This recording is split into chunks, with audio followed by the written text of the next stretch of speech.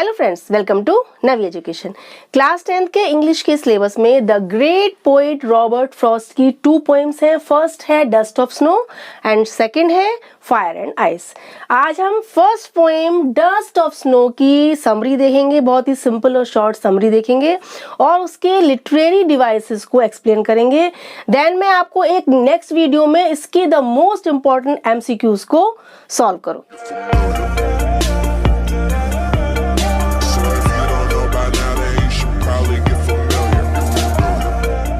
आपकी first poem है dust of snow. इसके पोइट कौन है? Robert Frost. रॉबर्ट फ्रॉस्ट कौन थे? एक अमेरिकन पोइट थे जिन्होंने ग्रामीण जीवन यानी कि रूरल लाइफ का वास्तविक चित्रण किया है अपनी कविताओं में, अपनी रचनाओं में, अपनी पोइट्रीज में। ये पोएम भी एक रियल डिपिक्शन है। चलिए इसको एक बार रीड करते हैं, देन इसकी समरी देखेंगे। The way a crow shook down on me the dust of snow from a hemlock tree has given my heart a change of mood and saved some part of a day I had rued। कितनी मजेदार poem है और इसकी summary भी बहुत interesting है। ध्यान से सुने तो आपको बहुत मजा आने वाला है, बहुत इजीली आपको समझ में भी आएगा। ठीक है, ये पोएम देखने में आपको बहुत शॉर्ट लग रही है, बहुत ही छोटी लग रही है, लेकिन इसका मीनिंग, इसका अर्थ बहुत डीप है, बहुत गहरा है। कवि उस दिन की घटना को इस पोएम में शो करता है जब वो बहुत परेशान था, यानी किसी प्रॉब्लम से बहुत डिस्टर्ब था, बहुत डिप्रेस था। उस प्रॉब्लम को इसमें शो नहीं किया गया है पोएम में, लेकिन वो किसी समस्या से बहुत ज्यादा परेशान था, बहुत सैड था, उसका मूड बहुत सैड था, बहुत डिस्टर्ब था। तो वो उस सैड मूड में ही हैमलॉक ट्री के नीचे जाके बैठ जाता है। हैमलॉक का पेड़ जो था वो बिल्कुल स्नो ही हो रहा था, यानी कि उस दिन इतनी स्नोफॉल हुई थी, उस हैमलॉक के पेड़ पर पूरी बर्फ ही बर्फ छाई हुई थी। ठीक है, वो उस पेड़ के नीचे बैठ जाता है। तभी एक क्रो उड़ के कहीं से आता है और उसकी उस ट्री की ब्रांच पे आके बैठता है। लेकिन जैसे ही वो बैठता है तो उसके विंग्स के मूवमेंट से या उसके खुद के एडजस्टमेंट से क्या होता है, बर्फ के कण यानी कि डस्ट ऑफ स्नोफ्लेक्स पोइट के ऊपर जाके गिरते हैं, यानी उसके शोल्डर्स पर, पोइट के शोल्डर्स पर वो स्नोफ्लेक्स गिरने लगते हैं। जैसे ही क्रो ब्रांच पर बैठता है, मूवमेंट करता है, तभी कुछ स्नोफ्लेक्स झड़ के पेड़ से पोइट के शोल्डर्स पे आके गिर जाते हैं। और आप समझिए, जैसे ही वो बर्फ के कण उन पोइट को टच करते हैं, स्पर्श करते हैं, एकदम उसका मूड चेंज होने लगता है, यानी वो सैड मूड से हैप्पी मूड में आ जाता है। उसका मूड एकदम चेंज होने लगता है, वो एकदम अपने आप को बड़ा ही फ्रेश महसूस करने लगता है। वो ये फील करता है कि वो जो सुबह से जो इतना उसका मन खराब था, मन दुखी था किसी समस्या से, लेकिन एक स्नोफ्लेक्स यानी कि बर्फ के कण, डस्ट ऑफ स्नो, जब उसके शरीर को टच करती है, एकदम उसका मूड एकदम चेंज हो जाता है। ये होता है नेचुरल इम्पैक्ट। इस समस्या से, इस उसकी सैडनेस से उसका आधा दिन तो खराब हो चुका था, लेकिन वो ये अब फील करता है कि अब उसका मूड धीरे धीरे अच्छा हो रहा है, तो अब उसका आगे का आधा दिन वेस्ट नहीं होगा, यानी वो बहुत ही पॉजिटिव फील करता है। जो अभी तक उसके अंदर नेगेटिव फीलिंग्स हो रही थी, अब वो सब पॉजिटिव फीलिंग्स में चेंज हो जाती हैं, यानी उसका मूड पॉजिटिव होने लगता है, उसका मूड रिफ्रेश, हैप्पी होने लगता है और सैडनेस दूर भागने लगती है। तब उसको इस बात का एहसास होता है कि नेचर कैसे मूड को चेंज करता है, कैसे हैप्पीनेस लाता है, सैडनेस को कैसे हैप्पीनेस में चेंज करता है। इस पोएम के माध्यम से पोइट ये कहना चाहता है कि नेचर हो या कोई भी स्मॉल थिंग्स हो, उनको कभी भी अंडर एस्टिमेट नहीं करना चाहिए, क्योंकि इनमें अनलिमिटेड और अनइमेजिनेबल हीलिंग पावर होती है, यानी उपचार शक्ति, अकाल्पनिक उपचार शक्ति।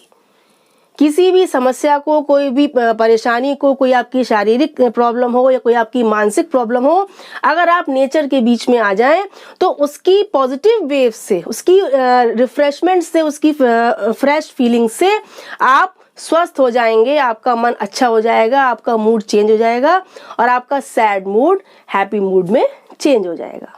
आपने पोइट्री में देखा कि रॉबर्ट फ्रॉस्ट ने हैमलॉक ट्री का यूज किया लाइंस में, अपनी डस्ट का यूज किया है और क्रो का यूज किया है। ये तीनों निगेटिव वाइब्स देने वाले होते हैं। हैमलॉक ट्री कैसा होता है? बहुत पॉइजनस होता है, और क्रो को हम क्या मानते हैं, बैड ओमेन मानते हैं या इल ओमेन मानते हैं, अपशकुन मानते हैं, डेथ का सूचक मानते हैं। डस्ट भी क्या है, धूल भी क्या होता है, निगेटिव वाइब्स देने वाली होती है, यानी कि तीनों निगेटिव फीलिंग्स, निगेटिव वाइब्स या निगेटिव रिजल्ट्स देने वाले हैं। लेकिन इस पोएम में क्या चेंज आता है कि ये निगेटिव एस्पेक्ट्स को शो करने वाली ये तीनों चीजें आगे जाकर पोइट को एकदम चेंज कर देती हैं, यानी कि उसको निगेटिव से पॉजिटिव कर देती हैं। अब आपको समझ में आ गया होगा कि पोइट क्या कहना चाहते हैं कि जो लोग या जो चीजें या नेचुरल थिंग्स जो भी हैं जो निगेटिव एस्पेक्ट से जुड़ी होती हैं, वो कभी कभी क्या करती हैं, पॉजिटिविटी देने की कैरियर बन जाती हैं, यानी पॉजिटिव फीलिंग्स की कैरियर बन जाती हैं, वो हैप्पीनेस की कैरियर बन जाती हैं, वो चेंज ऑफ मूड की कैरियर बन जाती हैं। तो कभी भी उनको अंडर एस्टिमेट नहीं करना चाहिए। स्मॉल थिंग्स भी कभी कभी बड़ा काम कर जाती हैं। यही वैल्यूएबल और डीप थॉट को, एस्पेक्ट को रॉबर्ट फ्रॉस्ट इस पोएम के थ्रू आप तक पहुंचाना चाहते हैं, जो आपको बिल्कुल क्लियर हो गया होगा। अब चलिए इस पोएम के लिटरेरी पोएटिक डिवाइसेस को समझते हैं कि इसमें कौन कौन से फिगर्स ऑफ स्पीच हैं, क्या राइम स्कीम है, इसको अब क्लियर करते हैं। फर्स्ट आपका है राइम स्कीम। इस पोएम में कौन सी राइम स्कीम है, देखिए। The way a crow Shuk down on me the dust of snow from a hemlock tree. First stanza में देखिए राइम स्कीम क्या है।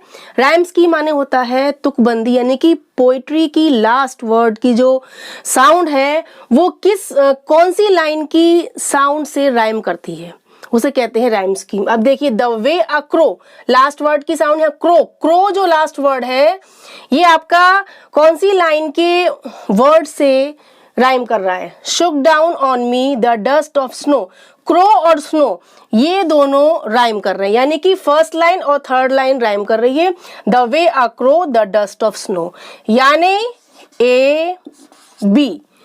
Okay, shook down on me from a hemlock tree, me और tree ये दोनों rhyme कर रहे हैं, यानी ए और बी। अब इसका क्या हुआ, इसका ए बी राइम स्कीम क्या कहलाएगी इसकी, ए बी। सेकेंड स्टैंजा देखिए, has given my heart a change of mood and saved some part of a day I had rued. अब सेकेंड स्टैंजा में फर्स्ट लाइन देखिए, has given my heart, last word का जो rhyming है वो किससे हो रही है, and same some part, heart की पार्ट से हो रही है, यानी कि सी डी। ये है rhyme scheme. A change of mood, अब मूड वर्ड की लास्ट वर्ड है इसका, ये राइम कर रहा है रूड से, of a day I had rued, यानी सी डी।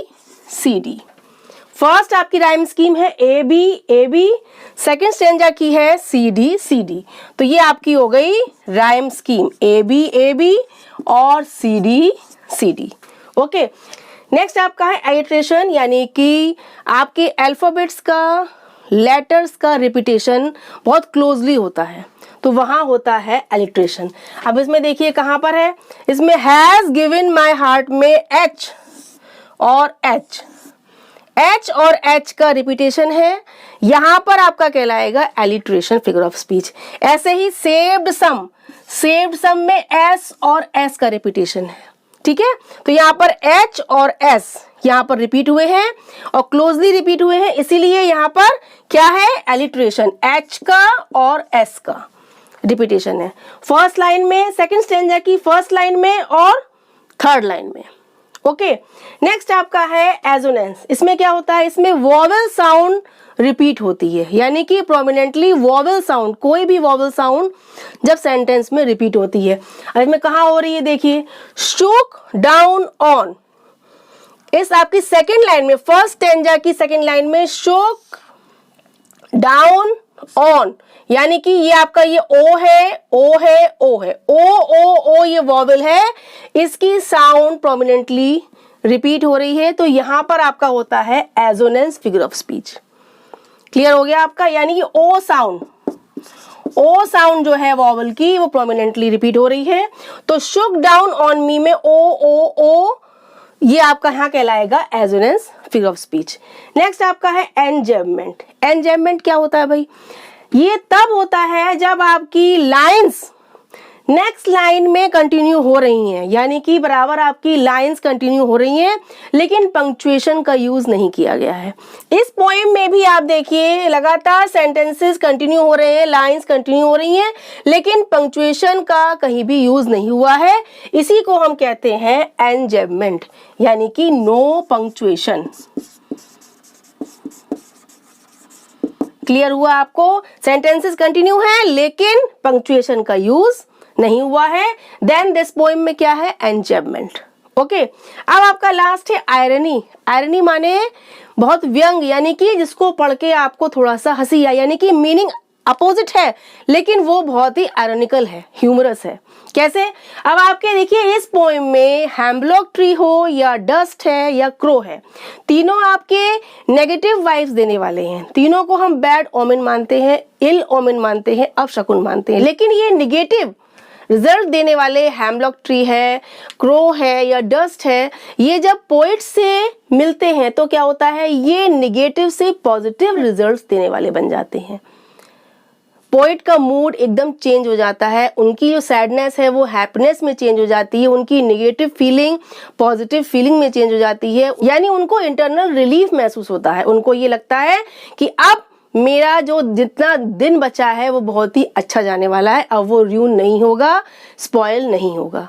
यानी ये देखिए ये पोइट्री अपोजिट सेंस दे रही है, अपोजिट रिजल्ट दे रही है कि जो हम जिनको हम बैड ओमेन मानते हैं, जिनको हम नेगेटिव एस्पेक्ट्स का इंडिकेटर मानते हैं, वो ही क्या बनते हैं? वो गुड ओमेन बन जाते हैं, वो पॉजिटिव फीलिंग पॉजिटिव रिजल्ट्स देने वाले बन जाते हैं। यही अपोजिट सेंस शो किया गया है, इसीलिए इस पोइट्री को बड़ा ही आयरनिकल कहा गया है। यही इसकी आयरनी है। ये आपके the most important literary poetic devices थे जिसको मैंने एक्सप्लेन किया है, और ये आपको बहुत ही क्लियरली समझ में आ गए होंगे।